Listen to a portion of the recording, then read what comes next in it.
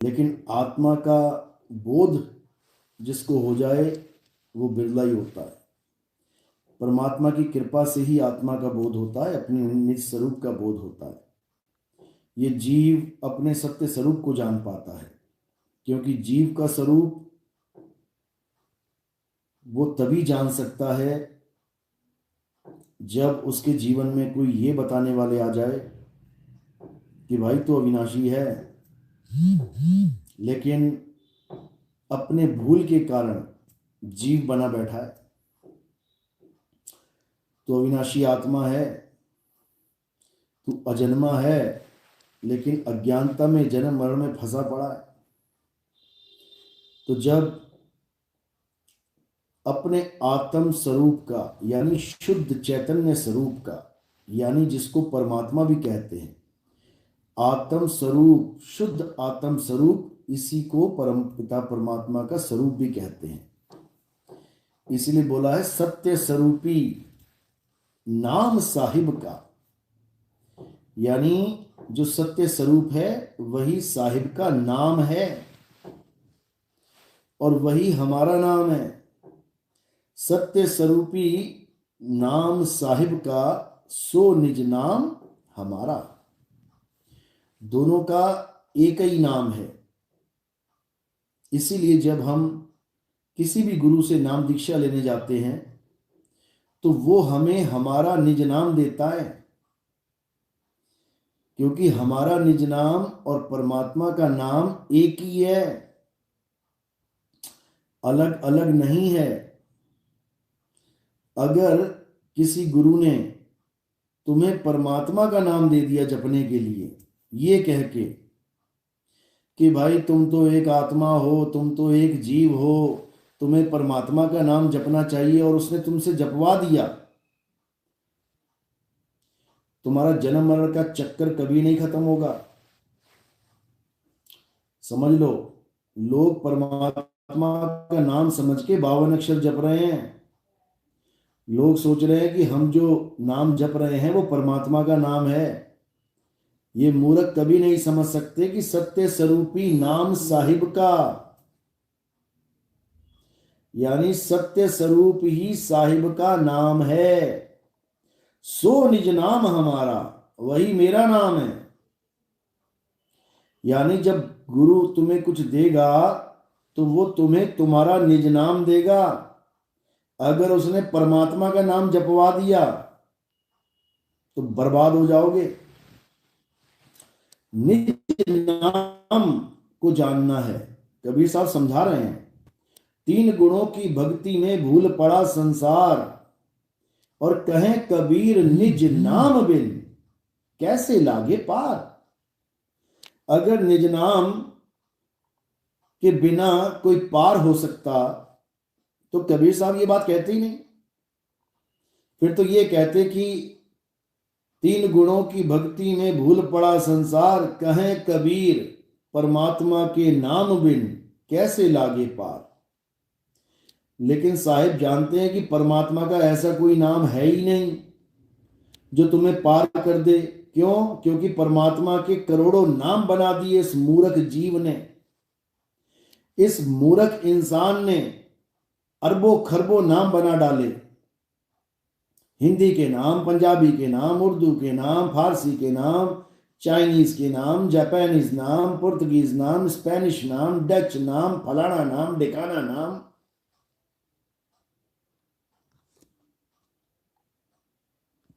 समझो,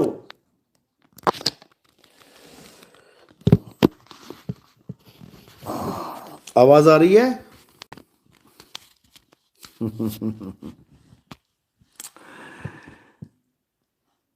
तो परमात्मा के नाम अगर कोई जपेगा तो बर्बाद हो जाएगा, और अपना निज नाम अगर कोई जान लेगा तो आबाद हो जाएगा। समझ लो, तुम्हें तुम्हारा निज नाम चाहिए, तुम्हारा निज नाम, किसी परमात्मा का नाम नहीं जपना है कि किसी ने ये मान लिया कि परमात्मा राम हैं तो राम राम जपने लगा। किसी ने मान लिया परमात्मा कृष्ण जी हैं तो कृष्ण कृष्ण जपने लगा।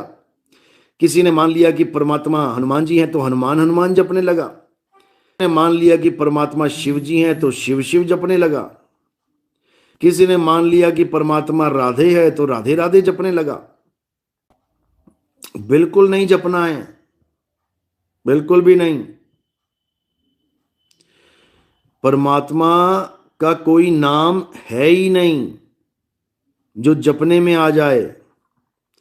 ये जपने में आने वाले सारे नाम इंसानों के बनाए हुए हैं अपनी अपनी भाषा में। इनको 52 अक्षरी नाम कहते हैं।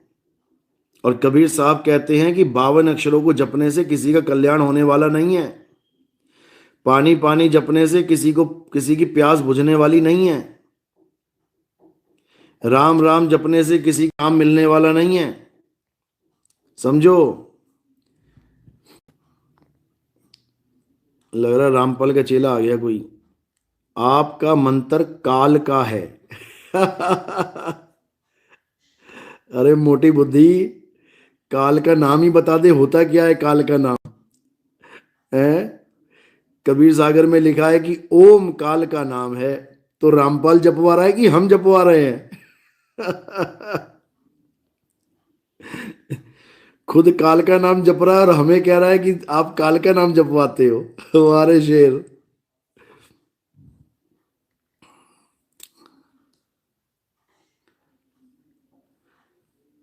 तो भाई काल का नाम क्या है? 52 अक्षर। 52 अक्षर ही काल का जाल है, काल के नाम है। 52 अक्षर जीव आधारा, आदि अक्षर जीभ्या से न्यारा। वाही को सत सिमरण कहिए, सिमर सिमर नर उतरो पारा। ये जो 52 अक्षर हैं यही काल का जाल है। जहां लग वाणी मुख प्रकाशा, तहां लग काल करे सब ग्रासा। समझ लो। सनी 786। अल्लाह से बड़ा कोई नहीं है। आपने देखा था क्या अल्लाह को?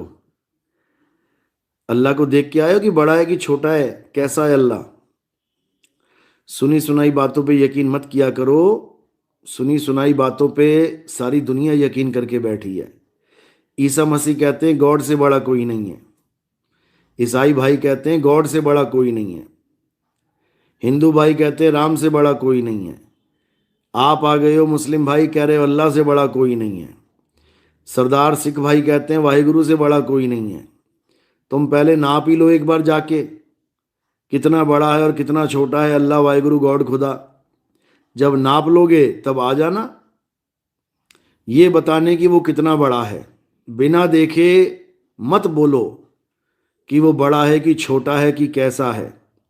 अगर अल्लाह सबसे बड़ा होता तो तुम्हें केवल अल्लाह ही अल्लाह दिखाई दे रहा होता इस दुनिया में, क्योंकि वो छुप ही नहीं सकता फिर किसी चीज के पीछे। फिर तो अल्लाह से बड़ा कोई है ही नहीं है। तो सबसे बड़ी चीज सबसे पहले दिखाई देनी चाहिए। छोटी चीज को ढूंढने में समय लग जाता है। अल्लाह को ढूंढते ढूंढते जमाने बीत गए लोगों के। ये तुम कहो कि अल्लाह से सूक्ष्म कुछ नहीं है, तब तो महानता है। तब तो महानता है उसकी कि इतना सूक्ष्म है कि भाई ढूंढे नहीं मिल रहा किसी को। और कहो अल्लाह से बड़ा कोई नहीं है, तो भैया बड़ा है तो फिर कहां है? तो इसलिए इन बातों का कोई तुक नहीं बनता कि कौन बड़ा है कौन छोटा है। अल्लाह को खोजो। अल्लाह को खोजोगे और जब पाओगे तब तुम समझ पाओगे कि वो बड़ा है कि छोटा है कि लंबा है कि मोटा है या पतला है। ऐसे सुनी सुनाई बातों में मत आओ।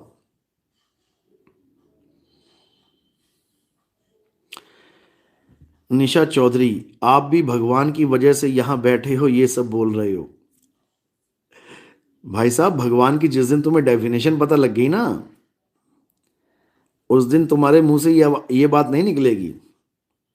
पहले भगवान को जानो।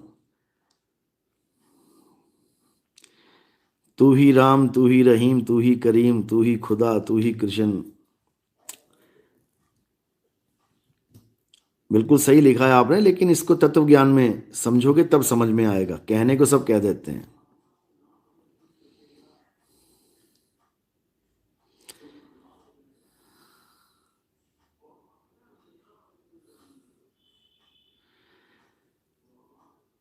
शालिनी राज, सबसे पहले जगत गुरु विष्णु भगवान।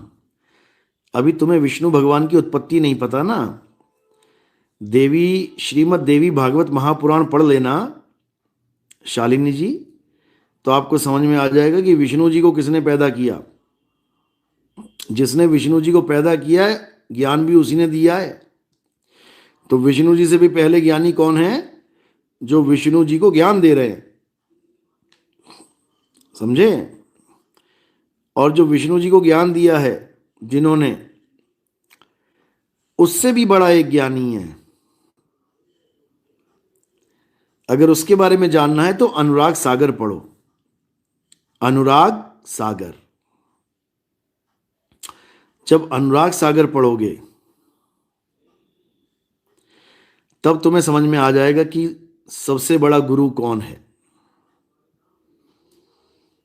सबसे बड़ा गुरु हाइट में नहीं, ज्ञान में। ज्ञान में।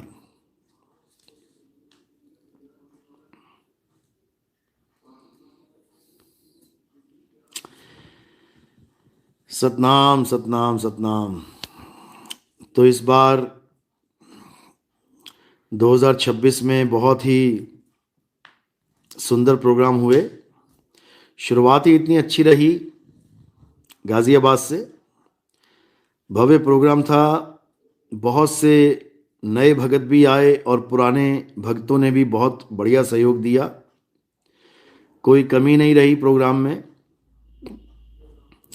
और जो मैनेजमेंट के, जो गाज़ियाबाद मैनेजमेंट की हेड हैं सीमा जी, बहुत ही ईमानदार और बहुत ही ज़्यादा मेहनती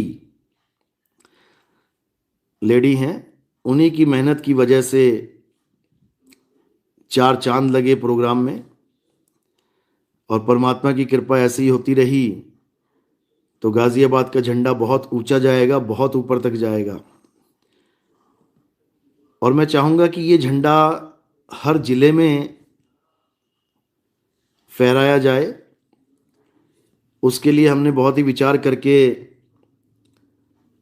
एक नया सिस्टम तैयार किया है, क्योंकि ऐसा कोई ज़िला नहीं है भारत में जहाँ पे हमारे भगत नहीं हैं, जहाँ पर टीम नहीं बन रही है। बहुत ही अच्छी बात है। तो अब क्या करना है, अब हमने हर ज़िले में एक मैनेजमेंट बनानी है, एक टीम बनानी है। और अपनी टीम को मजबूत करना उस ज़िले के मेंबर्स का काम होगा। अब एक ज़िले का बंदा दूसरे ज़िले में इंटरफेयर नहीं करेगा। हर इंसान जो भी सत्संग से जुड़ रहा है वो प्रचार प्रसार भी अपने ही ज़िले में करेगा। अब कोई भी भगत अपना ज़िला छोड़ के किसी और ज़िले में प्रचार करने नहीं जाएगा। जिस ज़िले में आप हो वहाँ की आबादी चेक करो, गूगल पे मिल जाएगी आपको, नेट पे सर्च कर लो। जैसे कोई दिल्ली में है तो दिल्ली की आबादी आप चेक करोगे 3.5 करोड़ के करीब है। पूरा जन्म आपको दिल्ली में ही बीत जाएगा इन लोगों से मिलने में, बाहर जाने की ज़रूरत नहीं पड़ेगी। कोई चंडीगढ़ का है तो चंडीगढ़ की आबादी चेक कर लो। कोई अमृतसर का है तो अमृतसर की आबादी चेक कर लो। कोई जयपुर का है तो जयपुर की आबादी चेक कर लो। कोई यूपी में लखनऊ का है, कानपुर का है, अपने अपने ज़िलों की आबादी चेक कर लो।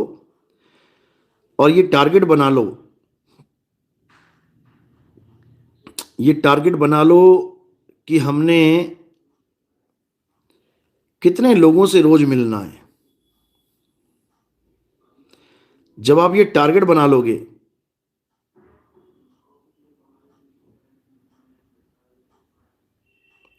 जब आप ये टारगेट बना लोगे तब आपके सामने एकदम आपका गोल नजर आने लग जाएगा। आप खुद समझ पाओगे कि मैं रोज कितने लोगों से मिल रहा हूं और कितने लोग बाकी हैं जिनसे मैंने मिलना है।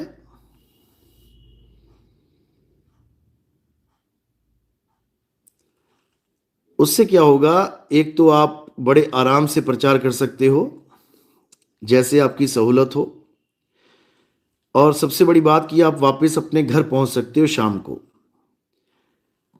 अगर आप अपना जिला छोड़ के किसी और जिलों में जाओगे तो घर से दूर भी होना पड़ेगा, और घर वालों को आपकी जरूरत पड़े तो एकदम आप भाग के वापस भी नहीं आ सकते। इसलिए अब क्या करना है, अब एक जिला चुन लेना है आपने। केवल एक जिला चुनो और जिस जिले में आप हो उसमें ऐसी मेहनत करो कि आपकी मेहनत रंग लाए।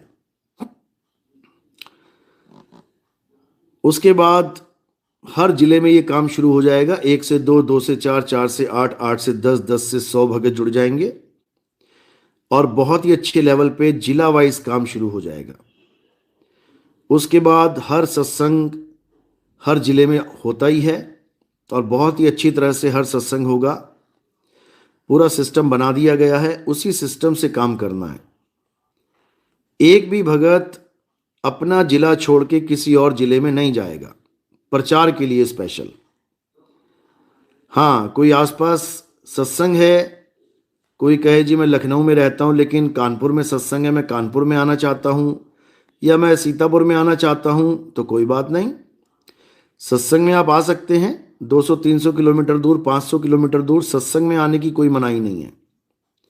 लेकिन अगर आप कहो कि मैंने प्रचार करना है तो प्रचार के लिए केवल अपना जिला चुनना है आपने। सबसे बड़ी बात है कि आप सब गलियां सब मोहल्ले जानते हैं, बहुत आसान है आपके लिए। किसी भी गली में जाके किसी भी मोहल्ले में जाके लोगों से मिलके चैनल सब्सक्राइब करवाना, पर्चे बांटना या कुछ भी है, और अपना वापस घर भी आ जाना, बहुत इजी हो जाएगा।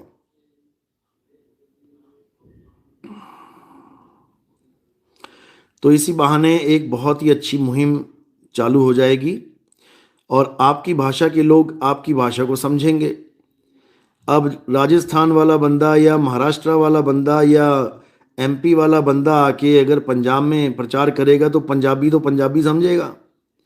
वो कुछ बोलेंगे, वो कुछ सुनेगा, वो कुछ कहेंगे, वो कुछ जानेगा, दिक्कत हो जाती है। इसलिए अपने अपने क्षेत्र में आपने प्रचार करना है और कोई भी दिक्कत आती है तो हमें बताना है, समझो।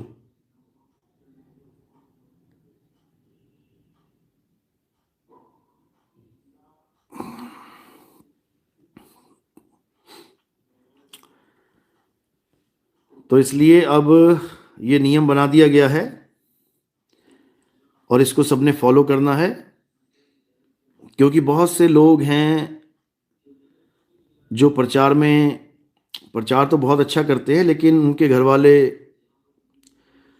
इस बात से थोड़े दुखी हो जाते हैं कि 10-10 दिन हमारा मेंबर घर ही नहीं वापस आ पा रहा है, ऐसा कैसा प्रचार करवा दिया गुरुजी ने। तो इन चीज़ों को देखते हुए, और थोड़ा मौसम का भी फर्क पड़ता है, आजकल सर्दियां हैं, सर्दियों में इतनी धुंध है, घर छोड़ के बाहर जा रहे हो, बहुत कुछ देखना पड़ता है। सब कुछ सोचने समझने के बाद ये निर्णय लिया गया है और इस पर अटल होकर काम करना है। सब मालिक के जीव हैं। अपने अपने शहर की आबादी चेक कर लो और रोज का हिसाब लगा लो कितने लोगों से आप मिल रहे हो और कितना लंबा टारगेट है आपका। बहुत बढ़िया से ये काम हो जाएगा। सतनाम।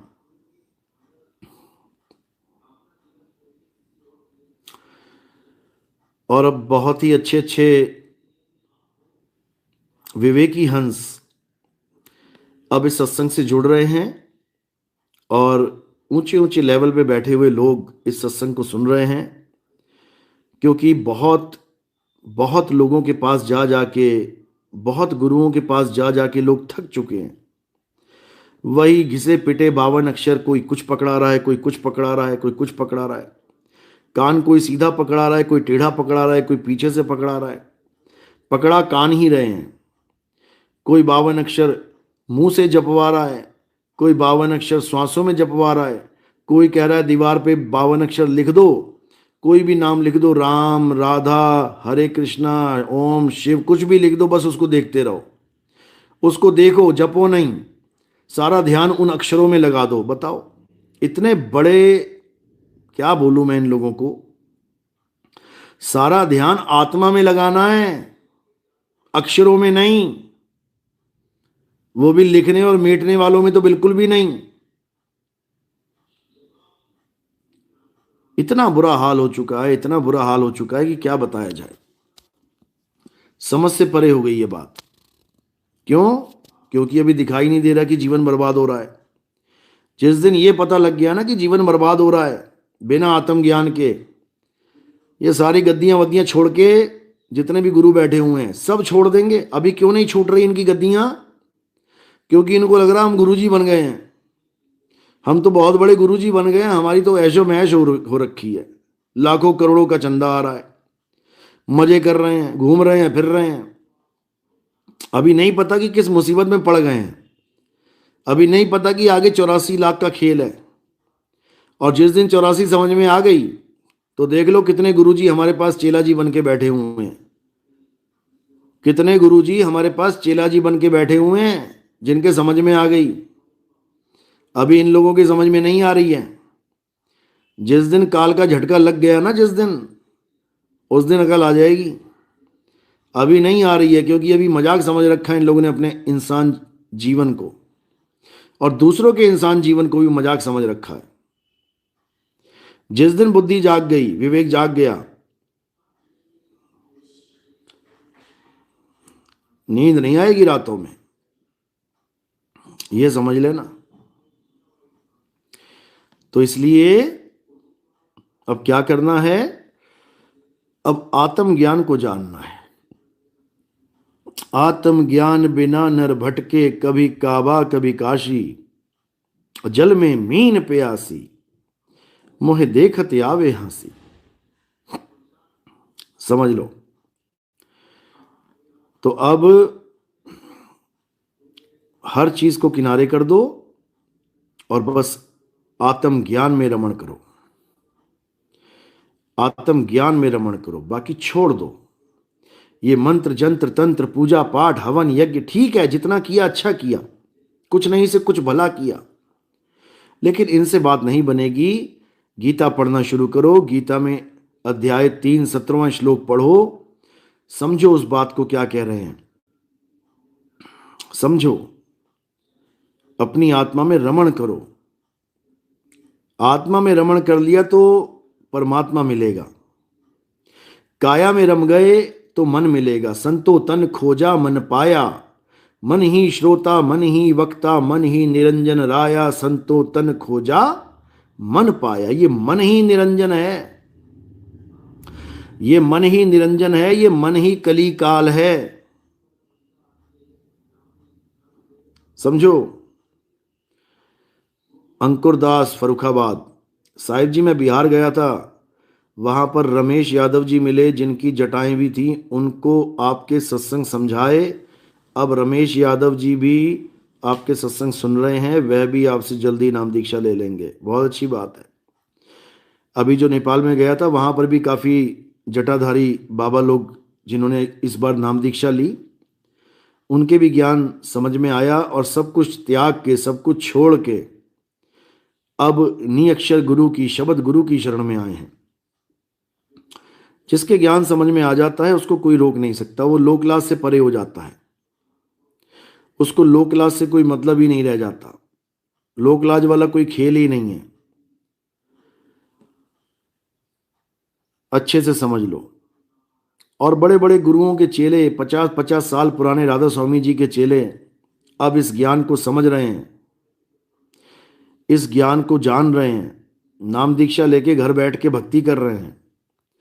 रामपाल जी के सार शब्द, सार नाम प्राप्त भगत अब इस ज्ञान को समझ रहे हैं। कोऑर्डिनेटर से सवाल पूछते हैं, जवाब नहीं आता इन लोगों को, जवाब नहीं आता। और क्या कहते हैं कि तुम्हारे सिर पे काल चढ़ गया है। बताओ, सवाल का जवाब तुम नहीं दे पा रहे हो और काल उस भगत के सिर पे चढ़ गया। वाह रे वाह, बहुत बढ़िया। तो अब इन लोगों से सावधान रहना है। ये गलत भक्ति करवाने वाले खुद तो बर्बाद होंगे होंगे, ये तुम्हें भी बर्बाद कर देंगे, समझ लो। इसलिए अब परमात्मा की शरण में आना है, आत्मज्ञान को प्राप्त करना है। आत्मज्ञान से बड़ा ज्ञान कोई नहीं है, कोई भी नहीं है। अच्छे से समझ लो।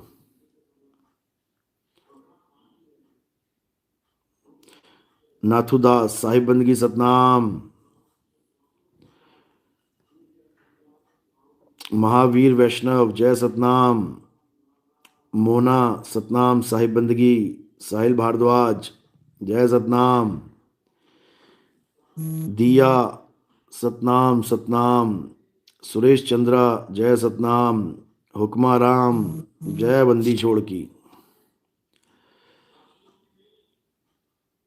भागीरथ सतनाम सतनाम सतनाम, संदीप कुमार यादव जय बंदी छोड़ की, युवी कौशल जय सतनाम, देवराज परमार जय सतनाम, राम प्रकाश दास सोयला बंदी छोड़ की जय हो, जय सतनाम जय सतनाम। एक और खुशखबरी है, जो ग्रैंड वाली खुशखबरी है वो तो चलो अभी समय लगेगा बताने में, जो महा खुशखबरी है वो अभी समय लगेगा क्योंकि काम प्रोसेस में है। और जैसे ही वो सफल होगा, एक भव्य समारोह रखा जाएगा, एक भव्य प्रोग्राम रखा जाएगा उसकी खुशी में, और उसमें सबको इनवाइट किया जाएगा। देखो परमात्मा की कब इच्छा होती है। लेकिन एक खुशखबरी ये भी है कि हमारे पंथ में जो बुजुर्ग हैं, जो अकेले हैं, जैसे कोई लेडीज अकेली है या फिर कोई बुजुर्ग जेंट्स अकेले रह गए हैं, अब कोई संभालने वाला नहीं है उनको, तो उनके लिए एक इंतज़ाम किया जा रहा है ताकि अपना अंत समय में आराम से भक्ति भी कर सकें, बिना किसी चिंता के, बिना किसी टेंशन के कि कौन उनको देख रेख करेगा, क्या होगा क्या नहीं होगा। आधी चिंता तो यही है इंसान को कि मेरा क्या होगा। भले 10 दिनों बाद अटैक हो जाए लेकिन 10 साल की चिंता करके बैठ जाता है। लेकिन फिर भी एक इंतज़ाम किया जा रहा है जिसमें बुजुर्गों के लिए जो अकेले रह जाते हैं लास्ट में, उनके रहने का, खाने का, भजन भक्ति का पूरा इंतज़ाम किया जाएगा। आप लोग की सपोर्ट से ही किया जाएगा, आप लोग का जो योगदान होगा उसी से किया जाएगा। लेकिन हमारा भगत अंत समय का जो डर है, अकेलेपन का जो डर है, वो बिल्कुल निकाल दे अपने जीवन से। क्योंकि बहुत बड़े बड़े बाबा लोग हैं, सारी जवानी सेवा में चूस लेते हैं वो लोग, काम करवा करवा के सारी उम्र पत्थर ढोवा देते हैं, सारी उम्र डंगे लगवा देते हैं, सारी उम्र बट्ठल उठा उठा के पूरी जवानी बर्बाद कर देते हैं। और जब बेचारा भगत बूढ़ा हो जाता है तो कहते हैं अब तुम अपने घर को जाओ। अब कौन सा घर बचा उनका? सारी उम्र जिसने गुरु की सेवा में लगा दी हो, अपने घर से कनेक्शन ही तोड़ दिया हो, उसके लिए कौन सा घर है?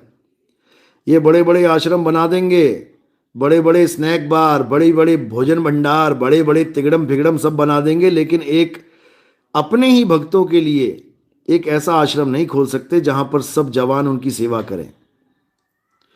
इनके बस की बात नहीं है। ये पंजाब वालों की बात कर रहा हूं मैं, जो ये बड़ा पंथ चला के बैठे हुए हैं। इनके भक्तों का ये हाल है, बेचारे बुढ़ापे में गांव वापसी कर लेते हैं वो लोग मजबूरी में, और फिर क्या इज्जत मिलती है घर में, जो सारी उम्र घर वालों के साथ ना रहा, सारी जवानी जिसने गुरु के नाम पे लगा दी, बुढ़ापे में उसको कौन संभालेगा? रोज ताने खा के सो जाते हैं। तो ऐसे लोगों के लिए हम लोग पूरा इंतजाम करेंगे, आप लोग के सहयोग से ही करेंगे, ताकि आप लोग का भी कोई बुजुर्ग है जो नाम दीक्षा लेके बैठा है, आप भी उसकी चिंता से रहित हो जाओ कि मेरे बाद क्या होगा, उसका क्या होगा। सब कुछ होगा, मालिक ने चाहा सब कुछ होगा। और कई लोग ये सोच के 2 नंबर के काम करने लग जाते हैं कि मेरा परिवार सुखी रहे, मेरा परिवार ऐसे, मेरा परिवार वैसे। ये काम भी नहीं करना है बिल्कुल। 2 नंबर का पैसा कभी अपने परिवार में लेके नहीं आना है, ये तुम्हारी बर्बादी का कारण बन जाएगा। याद रखना, याद रखना इस बात को। ये बिल्कुल वैसे है कि तुम्हारी बारूद की फैक्ट्री है और तुम उसमें माचिस लेके चले जाओ। माचिस अलाउड नहीं है बारूद की फैक्ट्री में। इसी प्रकार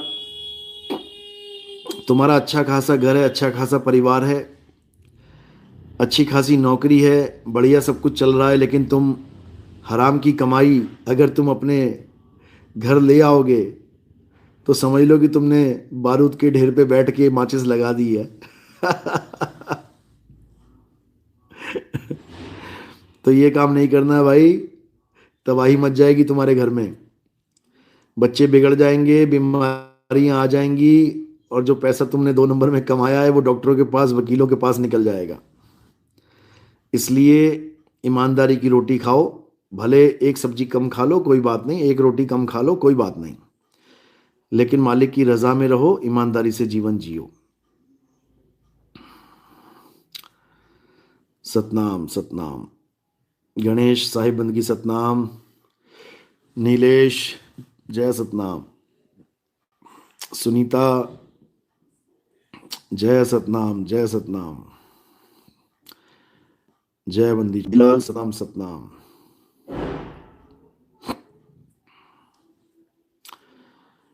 जय बंदी छोड़ की।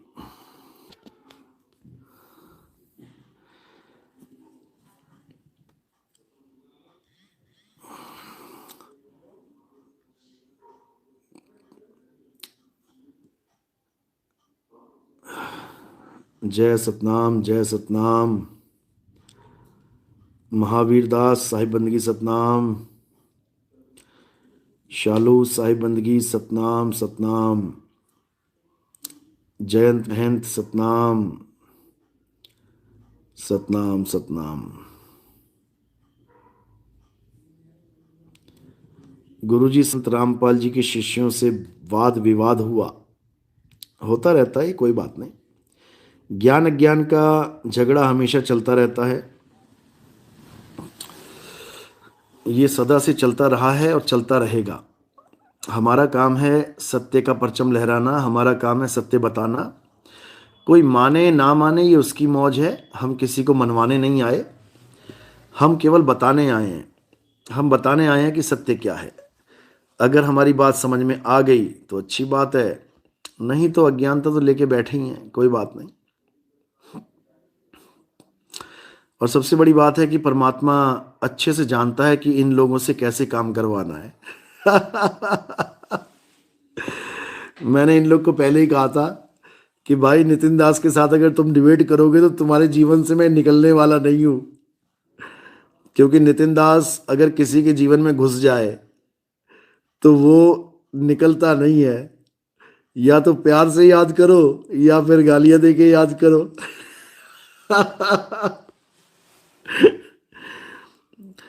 तो इनके जीवन में दिन रात इनका खाना भी नहीं बचता बिना नितिन दास के।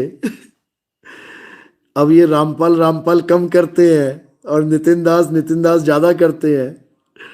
इनका पक्का कल्याण होने वाला है अब, क्योंकि जिसका नाम ज्यादा जपेंगे उससे ज्यादा कल्याण होगा। ये तो अब इन लोगों के पास कुछ नहीं बचा है, बस 24 घंटे नितिन दास, नितिन दास, नितिन दास। और यही परमात्मा की लीला होती है। इन लोग को लगता है कि हम नितिन दास के बारे में उल्टा पुल्टा बोल के, कोई एआई से पता नहीं क्या बना रहा है, मेरे सींग बना रहा है, कोई एआई से मेरी जीभ बाहर निकाल दे रहा है, कोई एआई से मेरे साथ एक लड़की खड़ी करके नचवा रहा है, ठुमके लगवा रहा है मुझसे कोई मुझे दारू की बोतल हाथ में पकड़ा के दारू पिलवा रहा है एक वो कौन सा था, केसरी, केसर का दम, कौन सा गुटखा है वो मेरे हाथ में पकड़ा दिए गुटखा। एक मुझसे नोट गिनवा रहा है, लेकिन मूर्ख कहीं का वो इंडियन नोट की जगह डॉलर गिनवाने लग गया। बताओ कि बताओ इंडिया में कौन डॉलर चढ़ा रहा है भाई। एआई भी यूज कर रहे हैं तो सही से नहीं कर पा रहे हैं। तो इन्होंने कोई कमी नहीं छोड़ी है, कोई झूठी चैटिंग, कोई झूठे स्क्रीनशॉट, कोई पता नहीं क्या क्या नहीं कर रहे। जो भी साम दाम दंड भेद जो भी इनके पास है सब करने में लगे हैं। एआई से पता नहीं किसकी आवाज निकाल के पता नहीं क्या बुलवा दिया मेरे मेरे एडिट करके मेरी वीडियो अरे भाई, इतनी कोशिश अगर इन लोगों ने परमात्मा को पाने की होती ना अब तक सबको मिल गया होता। लेकिन इनको नहीं पता कि ये जो बदनाम करना होता है ना किसी को, असल में यही नाम करना कहलाता है। वो गाना भी सुना होगा आपने कि जब से मैं जरा सा बदनाम हो गया और राम कसम मेरा बड़ा नाम हो गया। वो ऐसे लोगों के लिए ही बोला गया है कि जो लोग बदनाम करने के लिए किसी को एड़ी चोटी का जोड़ लगा देते हैं, असल में वही कारण बन जाते हैं उसके नाम करने का। अगर मैं किसी को पैसे देके ये बोलूं कि भाई दिन रात मेरा नाम लो, यूट्यूब पे दिन रात मेरा नाम लो, वो भी कहेगा भाई कौन लेगा इतना नाम इतनी बार तेरा नाम कौन लेगा। पैसे लेके भी सही से काम नहीं करेंगे। और इन लोगों को परमात्मा ने बिना एक पैसा दिए चवन्नी नहीं दी मैंने इनको। और दिन रात बस नितिन दास, नितिन दास, नितिन। अब जिसने कभी देखा नहीं नितिन दास को कौन है, जिसने कभी सुना नहीं नितिन दास को कि बता क्या रहा है, इनकी गालियां सुन सुन के वो मजबूर हो जाता है कि नितिन दास को मैं सुनूं कह क्या रहा है। और जैसे ही वो सुनता है जैसे ही वो सुनता है फिर वो समझ जाता है कि भैया गाली खाने के तो काम कर ही डाले हैं तुमने, इनकी जड़ें उखाड़ दी है इनकी जड़ें उखाड़ दी, जड़ें। अब बेचारे मरते क्या ना करते, तो साम दाम दंड भेद सब लगा दिया इन लोगों ने। लेकिन ये भी हमारा ही प्रचार है, ये भी हमारा ही प्रचार है, क्योंकि लोग इनके गुलाम नहीं है कि जो ये बता रहे हैं वही सत्य है, जो दिखा रहे हैं वही सत्य है। लोग बहुत होशियार हैं, लोग बहुत सियाने हैं। तुम क्या समझ रहे हो कि नितिन दास के साथ कोई लड़की खड़ी करके तुमने ठुमके लगवा दिए तो क्या जनता मूर्ख है? वो नहीं समझ रही कि एआई है ये वो नहीं समझ रही कि ये क्या चल रहा है, सब जानती है जनता भाई। तो इससे हमारा प्रचार होता है। इन लोग को गालियां मत देना, इन लोग को बंद मत करवाना भैया, लगे रहो। मैं तो चाहता हूं इस भारत देश का हर बंदा मेरी निंदा करे तो ज्यादा प्रचार हो जाएगा क्योंकि निंदक नेरे राखिए आंगन कुटी छवाए, बिन साबुन पानी बिना निर्मल करे सुहाए। तो हमें तो भैया निंदक बहुत प्यारे हैं। निंदो निंदो मोको लोग निंदो, और निंदा जन को बहुत प्यारी, निंदा पिता निंदा महतारी। हमें तो निंदा बहुत प्यारी है भैया, सुबह से शाम तक करो हमारी निंदा, देखो हम रहेंगे हमेशा जिंदा क्या बात है, क्या बात है।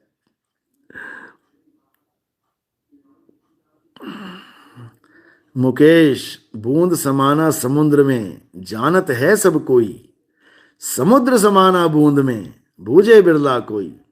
बिल्कुल बिल्कुल, समुद्र ही बूंद में समाया हुआ है। आत्मा में परमात्मा का वास है। तेरा साईं तुझ में, जाग सके तो जाग, जाग सके तो जाग। हमारा काम है जगाना, हमारा काम है जगाना। अगर हम नहीं जगाएंगे तो भैया कैसे आप जागोगे? अगर हम नहीं जगाएंगे तो कैसे आपका कल्याण होगा? समझो। आदित्य चौहान, राजपूत के बारे में बताएं। राजपूत के बारे में क्या क्या सुनना है भाई आपको? जैसे ब्राह्मण हैं, क्षत्रिय हैं, शूद्र हैं, वैश्य हैं, इस टाइप में सुनना है क्या राजपूत के बारे में? महेश शर्मा, आपका लाइव का उद्देश्य क्या है? हमारा लाइव का या हमारी लाइफ का? सतनाम,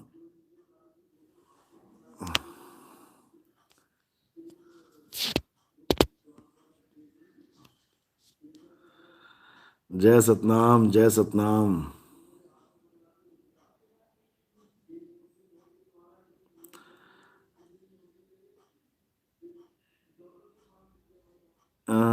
क्या लिख रहे हो?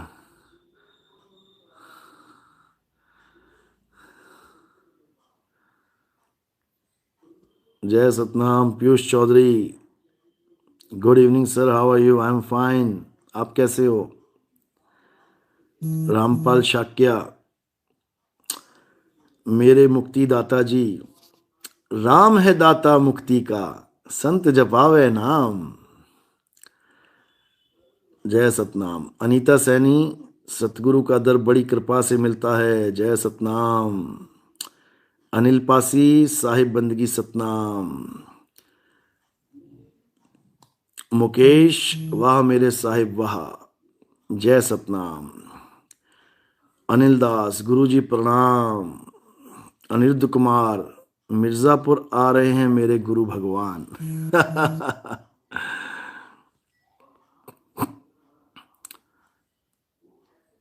जय सतनाम, जय सतनाम। राजू साहनी, जय सतनाम।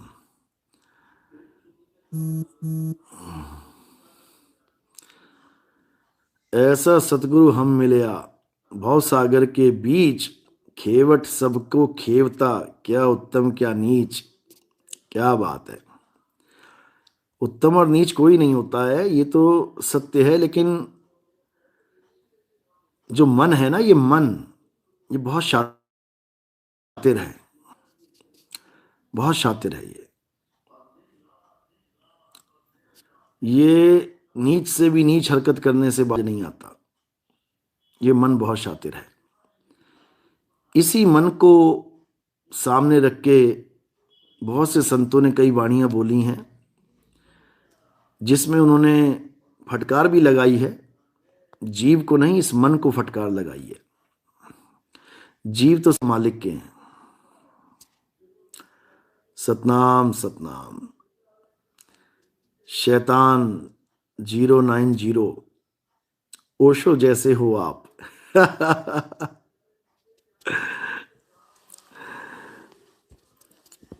आप जब सुनोगे तब समझ में आएगा कि ओशो जैसे है कि ओशो से भी थोड़ा सा आगे है। क्योंकि ओशो एक दार्शनिक कह सकते हैं, और वो अपने जीवन में 1.5 लाख किताबें पढ़ के चले गए। अगर उनको एक सच्चा गुरु मिल जाता, एक सतगुरु मिल जाता, तो उनको एक भी किताब पढ़ने की जरूरत ना पड़ती। बिना किताब पढ़े वो उनको ज्ञान हो जाता। बिना किताब पढ़े उनको हर बात का बोध हो जाता, समझ आ जाती। लेकिन दुख के साथ कहना पड़ता है कि ओशो को और महात्मा बुद्ध को सतगुरु नहीं मिले। ये दोनों बहुत ही इंपॉर्टेंट हस्ती हैं हमारे भारत की, लेकिन दोनों को ही सतगुरु नहीं मिले। महात्मा बुद्ध को गुरु तो कई मिले और उनसे ज्ञान भी लिया, लेकिन रिजेक्ट मारते चले गए। रिजेक्ट मारते चले गए, उनके काम का कोई गुरु नहीं मिला।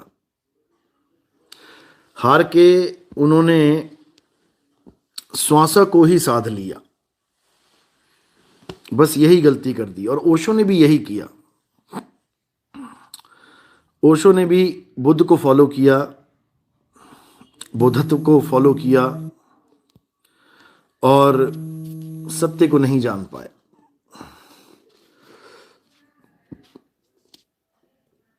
अगर सत्य को जान जाते तो बहुत बड़ा बदलाव आ जाता है इस संसार में, क्योंकि ओशो पहले से ही इतने देशों में भ्रमण कर चुके थे और इतने देशों में जा चुके थे कि अगर उनके पास सत्य ज्ञान होता तो तबाही मचा देते यहां पे। लेकिन वो जो ज्ञान लेके बैठे थे वो असल में ब्रह्म ज्ञान था, और ब्रह्म ज्ञान से किसी की मुक्ति नहीं हो सकती। जब तक आपके जीवन में पार ब्रह्म ज्ञान नहीं आ गया तब तक आपका कुछ नहीं हो सकता। असली ज्ञान पार ब्रह्म ज्ञान है, ब्रह्म के पार। ये जितने भी निरंकारी, राधा स्वामी, धन धन सतगुरु, जय गुरुदेव, ये सब ब्रह्म ज्ञान लेके बैठे हुए हैं। ये सब ब्रह्म ज्ञान है। ये 5 नाम, 7 नाम, ओंकार, रंकार, सोहंग, सतनाम, ज्योत निरंजन, ये सब अज्ञान है, अज्ञान। किसी का कल्याण नहीं हो सकता इससे, बर्बाद हो जाएंगे, बर्बाद। किसी का कल्याण नहीं हो सकता। ब्रह्म ज्ञान से किसी की बात नहीं बनने वाली। कबीर साहब समझा रहे हैं ना, ब्रह्म बड़ा की जहां से आया। इस एक लाइन को नहीं समझ पाए लोग। ब्रह्म बड़ा या जहां से आया। हालत खराब हो जाएगी ये सुन के ब्रह्म ज्ञानियों की। अरे ब्रह्म बड़ा की जहां से आया, वेद बड़ा की जिन निर्माया। जो वेदों को कहते हैं वेद ऐसे वेद वैसे, साहिब कह रहे निर्माया किसने है, किसने लिखे वेद। अरे ब्रह्म बड़ा की जहां से आया, वेद बड़ा की जिन निर्माया, ई मन बड़ा की जही मन माना, राम बड़ा की राम ही जाना। समझो, ई मन बड़ा। जो कहते मन ये कंट्रोल नहीं होता किसी का, कहते ई मन बड़ा की जही मन माना। जिसने कंट्रोल कर लिया, सोचो वो कितना खतरनाक है। ई मन बड़ा की जही मन माना, राम बड़ा की राम ही जाना। जिसने राम लिखा है वो सोचो कितना बड़ा है उस राम से जो लिखने में आ गया। जिसने राम लिखा है वो राम को मिटा भी सकता है। आप लिख के देख लो, कागज पे लिखो राम, रबड़ लेके मिटा दो। जिसने लिखा वो मिटा भी सकता है। इसीलिए कबीर साहब कह रहे हैं, ओ अंकार आदि में जाना, लिखे और मेटे ताही ना माना। समझो, कह रहे हैं ओ अंकार आदि में जाना, लिखे और मेटे ताही ना माना। ओ अंकार लखे जो कोई, कहें कबीर सो बिरला कोई। बच्चों का खेल नहीं चल रहा है कि बच्चों का खेल चल रहा है। ये मूल ज्ञान है, मूल ज्ञान। अज्ञान को जड़ से उखाड़ देता है। समझो,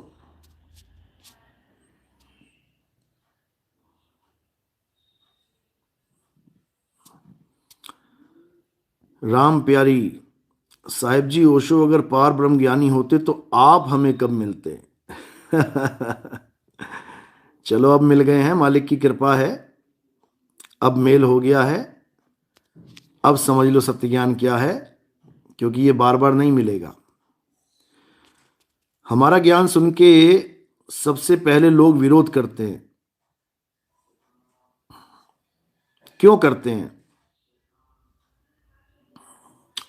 कारण क्या है? क्योंकि किसी बच्चे को जिसने x equal to Xmas tree, y equal to yak, z equal to zebra सीखा हो, उसको तुम वो किताब पढ़ाने लग जाओ जहां पर x equal to 10, y equal to 10, z equal to 10 लिखा हो, तो वो झगड़ा ही करेगा। वो कहेगा ना, मैं ना मानता x इजिकल टू 10। या पत्थर को भगवान मानने वाला, दोनों बातें हैं। भगवान को पत्थर मानने वाला या पत्थर को भगवान मानने वाला, उसको यह बता दिया जाए कि भगवान ना पत्थर है और ना पत्थर भगवान है, आत्मा ही परमात्मा है, तो उसको हजम नहीं होगी, ये बात हजम नहीं होगी, विरोध करेगा, झगड़ा करेगा। पत्थर को भगवान मानने वाला आत्मा का नाम सुनते ही झगड़ा करने लग जाएगा, क्योंकि उसे पता ही नहीं है कि आत्मा की साधना कैसे होती है, आत्म तत्व होता क्या है, आत्मा का ज्ञान होता क्या है। पत्थर तो दिखाई देता है तो भोग भी लगा सकता है, आत्मा को कैसे भोग लगाएगा। पत्थर दिखता है तो माला पहना सकता है, आत्मा को कैसे माला पहनाएगा। पत्थर दिखता है तो उसको टीका लगा सकता है, आत्मा को टीका कैसे लगाएगा। वो इसी असमंजस में घूमता रहता है, इसी चक्कर में घूमता रह जाता है। रामपाल के कितने चेले मुझसे कहते हैं, बताओ परमात्मा का कोई आकार नहीं है तो उसको मिलोगे कैसे। अरे मिलना नहीं है मिलना नहीं है, अगर मिलना मिलाना होता तो परमात्मा कब का तुमसे आके मिल लेता, तुम्हारी मुक्ति करवा देता वो, अगर मिलने से मुक्ति होती है तो। मिलना नहीं है, हो जाना है, हो जाना है। तू सिमरन किसका करे, तू ही है आपे आप, हो जाना है। कोटि तो ब्रह्मा भय, कोटि भय ईश, और साहिब तेरी बंदगी से जीव होए, हो जाना है, जीव होए जगदीश। अभी तुम्हारे समझ में नहीं आएगी ये बात क्योंकि तुम्हारा गुरु अज्ञानी है, उस अज्ञानी को नहीं पता कि ज्ञान होता क्या है। वो अज्ञानी मंत्रों को ज्ञान मान के बैठ गया है। और कबीर साहब कहते, थक गए तंत्र मंत्र सब झूठ है, इनमें न भर में कोय, और सार शब्द जाने बिना कागा हंस ना होए। कह कह के समझा समझा के चले गए, ना मैं जप में, ना मैं तप में, ना एकांत निवास में, मोको कहां ढूंढे रे बंदे मैं तो तेरे पास में। लेकिन इन अज्ञानियों के समझ में नहीं आया, नहीं आया। ना मैं जप में, ना मैं तप में, नहीं आया इनके समझ। दिन में 3-3 4-4 बार नाम जपवाते हैं माला पकड़ात के, समझो। माला छुड़वा रहे हैं, जीव फिरे मुखमाही, मनवा दसों दिसी फिर, समझो। माला फेरत जुग भया, और मिटा न मन का फेर, कर का मन का फेंक दे। फेंकवा रहे हैं वो, फेंक इसको, कर का मन का फेंक के मन का फेर। अरे बिना माला के जप चलता है, जप करना ही नहीं है, करना ही नहीं है जप। नाम है जप में, नाम है तप में, तप करना ही नहीं है, जप करना ही नहीं है, समझे। नहीं समझ में आ रहा है। कबीर साहब जप छुड़वाने के लिए आए थे यहां पे, जप करवाने के लिए नहीं आए थे। कबीर साहब पत्थर पुजवाने के लिए नहीं आए थे, पत्थर छुड़वाने के लिए आए थे। कबीर साहब मंदिर बनवाने नहीं आए थे, मंदिर छुड़वाने आए थे। कबीर साहब मस्जिद में नमाज पढ़वाने नहीं आए थे, नमाज छुड़वाने आए थे। ये 52 अक्षर जपवाने नहीं आए थे, 52 अक्षर छुड़वाने आए थे। भला हुआ मेरी माला टूटी, मैं राम भजन से छूटी, और मेरे सिर से टली बला। 52 अक्षरों को बला बोला कबीर साहब ने। भले वो राम राम होए, भले वो अल्लाह अल्लाह होए, भले वो वाहिगुरु वाहिगुरु होए, भले वो हालेलुया हालेलुया होए, भले वो कबीर कबीर ही क्यों ना होए, वो बला है। 52 अक्षर बला का नाम दिया कबीर साहब ने। क्यों, कारण क्या है। कहते हैं कबीर कबीर करने से भी तुम्हारी पीर खत्म होने वाली नहीं है। अरे मुख से कहें कबीर कबीर, तो ना कटे काल की पीर। नाम हमारा सब जग लेता, भेद हमारा कोई न कहता, और मेरा भेद पावेगा सोई, और जिसका सतगुरु पूरा हुई। माला फेरू ना हरि भजूं, मुख से कहूं ना राम, राम हमारा हमें भजे, और हम पाए विश्राम।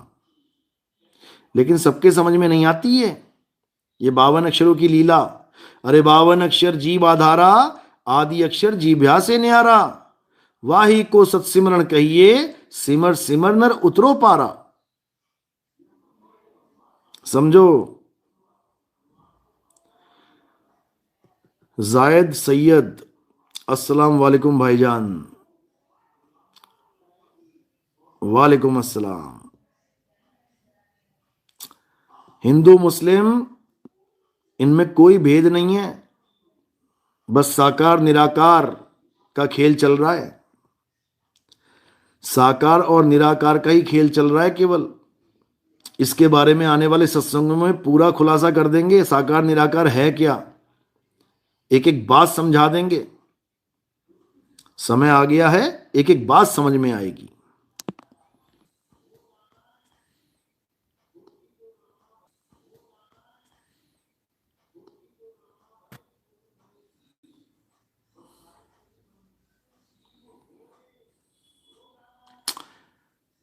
बहुत बढ़िया सवाल है अमित कक्कड़ जी का।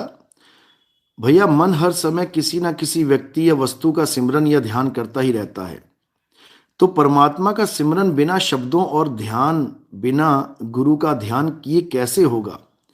बिना कुछ वचन सोचकर कैसे ध्यान होगा? यही तो गुरु का काम है, इस ज्ञान को समझाना। ये जो आपको सेकंड दीक्षा होती है, प्रथम दीक्षा तो 52 अक्षरी होती है, उसका कारण क्या होता है? जो पुराने नाम जपवा दिए हैं इन संतों ने, वो छुड़वाने के लिए, उसको दिमाग से निकालने के लिए इन 52 अक्षरों का सहारा पहली बार में देना पड़ता है, ताकि सारे 52 अक्षर आपके दिलो दिमाग से निकल जाए। उसके बाद जब दूसरी दीक्षा होती है, तो दूसरी दीक्षा में यही समझाया जाता है कि आखिर ध्यान करना कैसे है, किसका ध्यान करना है, कैसे होगा वो ध्यान। जब वो चीज समझ में आ जाती है तो एक एक बात आपको समझ में आने लग जाएगी, फिर कोई भ्रम नहीं रह जाएगा। उस अवस्था को ध्यान विदेही कहते हैं। वो दूसरी दीक्षा जो है वो ध्यान विदेही है, कि विदेह का ध्यान कैसे करें। विदेह ना तो देखने में आता है, विदेह ना तो लिखने में आता है, विदेह ना तो पढ़ने में आता है। शब्द शब्द सब कोई कहे, वह तो शब्द विदेह, और जीबा पे आवे नहीं, निरख परख कर ले। वो जीभ पे नहीं आता, विदेह शब्द कभी जीभ पे नहीं आता। उस विदेह शब्द को कैसे सिमरन, कैसे ध्यान में लेके आना है, ये कला गुरु सिखाता है। इसको अजपा का जाप कहते हैं, यानी उसका जाप जो जपा ही नहीं जा सकता। लेकिन इन अज्ञानियों ने अजपा बना दिया श्वासा की जाप को, जो जपा जा सकता है। श्वासों पे ओम जप लो, श्वासों पे राम जप लो, श्वासों पे वाहिगुरु जप लो, श्वासों पे अल्लाह जप लो, कुछ भी जप लो। जो जपने में आ गया वो अजपा रहा ही नहीं। तो गुरु क्या करता है? गुरु अजपा का जाप करना सिखाता है, और माला छुड़वा के श्वासों की सिमरनी पकड़ा देता है कि जब तक सांस चल रही है बेटा, ये अजपा का जाप करता रहे। इसी को बोला है श्वासा की कर सिमरनी, और कर अजपा का जाप, परम तत्व का ध्यान धर। अब वो परम तत्व जो आप देख नहीं सकते, वो परम तत्व जो आप कभी जान नहीं सकते बिना गुरु के द्वारा, वो परम तत्व जो आप कभी महसूस भी नहीं कर सकते, उस परम तत्व का ध्यान कैसे धरेंगे? बस यही समझाया जाता है। जब ये समझ में आ गया तो समझ लो कि ध्यान विदेही मिल गया। परम तत्व का ध्यान धर, और सोहम आपे आप। सोहम का मतलब होता है जो तू, सोहम, यानी अब तुम परमात्मा को अपने सामने लाके नहीं खड़ा करोगे। अब जो तू सोहम, यानी तुम खुद परम तत्व हो जाओगे। समझो। और अगर तुमने गलती से भी श्वासों के द्वारा इस शरीर को छोड़ दिया, यानी श्वासों का अजपा जाप करते करते सोहंग सोहंग सोहंग सोहंग, या वाहिगुरु वाहिगुरु वाहिगुरु वाहिगुरु, श्वासों में कुछ भी नाम जपा तुमने, कुछ भी नाम, राम राम, अल्लाह अल्लाह, अल्लाहू अल्लाहू अल्लाहू, कुछ भी नाम जपा तो तुम्हें 84 हो जाएगी। कैसे होगी? कह रहे हैं जो श्वासा संग करे पयाना और 5 तत्व में जाए समाना। 5 तत्व में जाए समाना यानी 5 तत्वों के तरह तरह के शरीर मिलेंगे तुम्हें। इन 5 तत्वों के द्वारा बने हुए इतने शरीर मिलेंगे, इतने शरीर मिलेंगे, और हर शरीर में श्वासों का खेल चल रहा है। हर शरीर में तुम जीव बन के बैठ जाओगे, हालत खराब हो जाएगी तुम्हारी। इसलिए अब श्वासों का अजपा जाप छोड़ दो, छोड़ दो उसको, और परम तत्व का अजपा जाप करो। परम तत्व का ध्यान धरो, वही अजपा का जाप है, तब कल्याण होगा। तो अब अच्छे से समझ लो क्या करना है। अब तंत्र मंत्र जंत्र पूजा पाठ हवन यज्ञ, ये नमाजें, ये प्रेयर, ये आरतियां, ये चालीसा, जो कुछ भी तुम आज तक करते आए हो 52 अक्षरों के नाम पे, तत्वों के नाम पे, कुछ भी भगवान के नाम पे करते आए हो, अच्छी बात है कि किया तुमने। अब इसका फल लेने का समय आ गया है। अब इसका फल क्या मिलेगा कि जिस राम की तुम पूजा करते थे पत्थर मान के, अब वो असल में आत्म राम तुम्हें मिलने वाला है। जिस कृष्ण जी को तुम पूजते रहे पत्थर मान के, अब वो कृष्ण जी के गीता का ज्ञान मिलने वाला है। जिस हनुमान जी को तुम पूजते रहे, अब तुम्हें पता लगेगा कि हनुमान जी अमर हैं तो कैसे हैं, कौन गुरु मिल गए उनको जो उन्होंने अमर कर दिया उनको। राम जी अमर नहीं हो पाए, कृष्ण जी अमर नहीं हो पाए, हनुमान जी को अमर कहते हैं सारे। हनुमान जी अमर हैं। अरे क्यों अमर हुए? अमरता का वरदान गुरु देता है, इसीलिए हनुमान चालीसा में गुरु की महिमा है। राम जी की बात नहीं करी है पहली दूसरी लाइन में, किसकी बात चल रही है? श्री गुरु चरण सरोज रज, निज मन मुकर सुधार, बरनौ रघुबर बिमल जसु, और जोदाय कुफल चार। समझो, गुरु चरणों की बात चल रही है। गुरु चरण यानी गुरु धारण करो, आत्मा का ज्ञान पकड़ो, आत्म ज्ञान में रमण करो। अध्याय 3 17वां श्लोक पढ़ लो, तुम्हारा जीवन बदल जाएगा। इन रेत में रमण करना छोड़ दो, इन पत्थरों में रमण करना छोड़ दो, इन पहाड़ों में नदियों में रमण करना छोड़ दो। ये सब माया है, सब सपना है, ये माया का जाल है, बहुत खतरनाक जाल है, समझ लो। अब आत्मा में रमण करना है। अध्याय 3 17वां श्लोक, घोट के पी जाओ, घोट के पी जाओ अपने जीवन में। और जितने भी गुरु करके बैठे हुए तुम लोग, उन गुरुओं से पूछो कि आत्मा में रमण कैसे करेंगे। अगर उनको नहीं पता आत्मा में कैसे रमण करते हैं, अगर वो मंत्र जंत्र दे के बैठा है, तो तत्काल त्याग देना, मर जाओगे, नहीं तो हालत खराब हो जाएगी तुम्हारी। मेरा कुछ नहीं जाएगा, मेरा फर्ज है समझाना, मेरा फर्ज है बताना, समझ लो। अगर समझ में आ गई तो अच्छी बात है, नहीं तो बहुत बड़ा नुकसान हो जाएगा। ये 1 लाख 2 लाख 5 लाख 10 लाख का नुकसान नहीं है, करोड़ 2 करोड़ का नुकसान नहीं है कि झेल लोगे। एक बार 84 में निकल गए ना तो 84 लाख टिकटें कट जाएंगी तुम्हारी, समझ लो। कीड़े मकोड़े पतंगे सांप बिच्छू अजगर, पता नहीं क्या क्या बनना पड़ेगा। गीता का अध्याय 3 17वां श्लोक घोट के पी जाओ, उसके अलावा कुछ सत्य नहीं है। अमित कक्कड़, भैया आपका आशय है कि दूसरी दीक्षा में आप मन को सुनकर विचार करवाकर अजपा करवा देंगे। बिल्कुल नहीं, पता नहीं कहां से ये सब आप खुद ही अपने मन से समझने लग जाते हो। मैंने बोला क्या इसके बारे में कुछ ऐसा? ऐसा कुछ नहीं होगा। जब तत्व ज्ञान होगा आपको तब समझ में आएगी बात। मन का खेल ही खत्म हो जाता है वहां पे। मन की दौड़ जहां तक है वहां तक कुछ नहीं हो सकता किसी का। मन की दौड़ जहां खत्म हो जाती है वहां से ज्ञान शुरू करवाया जाता है। सतनाम सतनाम सतनाम। रविंद्र जोधपुर, साहिब जी आशीर्वाद दो कि पितरों और देवताओं से पीछा छूट जाए। तुम्हें क्या दिखाई दे रहे हैं वो तुम्हारे पीछे पीछे आ रहे हैं? तू कौन, मैं काम का। अरे कोई नहीं आता भैया, तुम लोग खुद बुलाते हो, आजा आजा आजा पूजा कर करके। बताओ। किसी को नहीं बुलाना है। हे अर्जुन, देवताओं की पूजा करने वाले देवलोक को जाते हैं, पितरों की पूजा करने वाले पितरलोक को जाते हैं, भूत प्रेतों की पूजा करने वाले भूतों में जन्म लेते हैं, लेकिन मेरे भगत तत्व ज्ञान को अपनाते हैं। मेरे भगत तत्व ज्ञान से मुझे समझते हैं। मेरे भगत आत्म स्वरूप की साधना करते हैं, आत्म स्वरूप में रमण करते हैं। समझो। मिश्रा कुमार 784 786 नहीं, 784। 84 का चक्कर बहुत खतरनाक है भाई। क्या लिख रहे हैं? अच्छा, जहां साइंस खत्म होता है वहां सनातन काम करता है बाबा जी। बिल्कुल सही बोल रहे हो आप।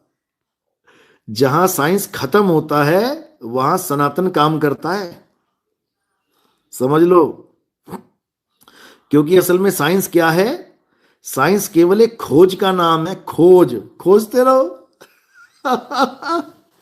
सारी उम्र खोजते रहो तुम, उससे क्या होगा? जो चीज बन चुकी है, जो प्रकृति बना चुकी है, उसको खोजने से क्या हो जाएगा पहले ये बताओ। खोजते रहो तुम, पत्ते हरे क्यों हैं, खून लाल क्यों है, ऐसा क्यों है, वैसा क्यों है, उससे क्या हो जाएगा? केवल तुम्हें इतना पता लगेगा कि ये सब क्यों हुआ है, लेकिन ये सब किसने किया है ये नहीं खोज पाओगे भाई, ये नहीं खोज पाओगे आप।